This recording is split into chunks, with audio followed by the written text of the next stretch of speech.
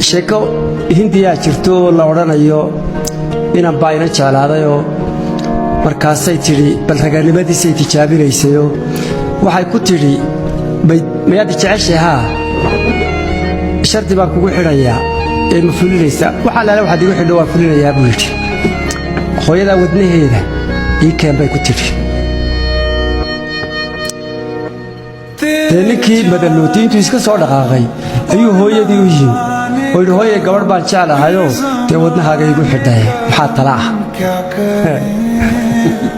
oo heede adaa wadnaha ku siiyo ma ku yeelaysaa bay ku tiri haa buu yiri goostay tiri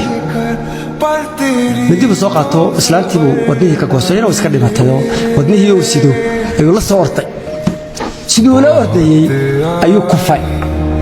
wadnihii halkaas oo kale ku dhacay wadnihii baa hadoo yidhi hooyo wax ma ku gaadhay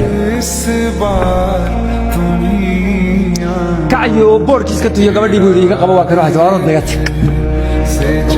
ilaa ma aragay ninka hooyadii wadnihii hooyadii sitaa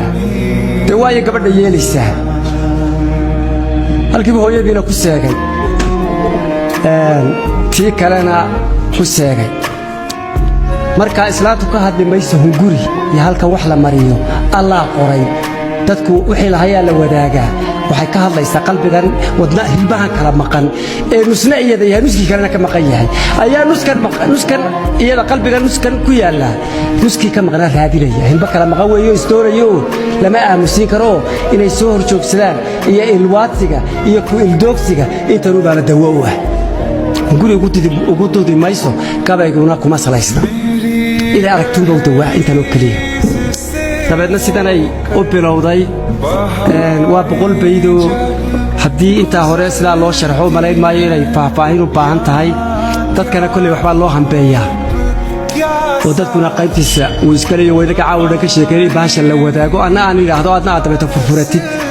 intani waa caynkan hunguri calaf baa xukuma hantina dhaqan baa shushuba dadkana hidihiisa guud wixii la hayaa dhex yaal anigu hunguri baa u tudimaayo taa Allah qoray oo ummadu dhaqan bay u leedahay wax wada cunid oo hidihiisa guud wixii la hayaa dhex yaal laakiin maxaan ka hadlayaa xaqiyo hal buuxintiisa habboonkiyo waalidkiisa hilbiyo ku arooridooda sidoo uga hawl yaraysto halmaan la yeeli maayo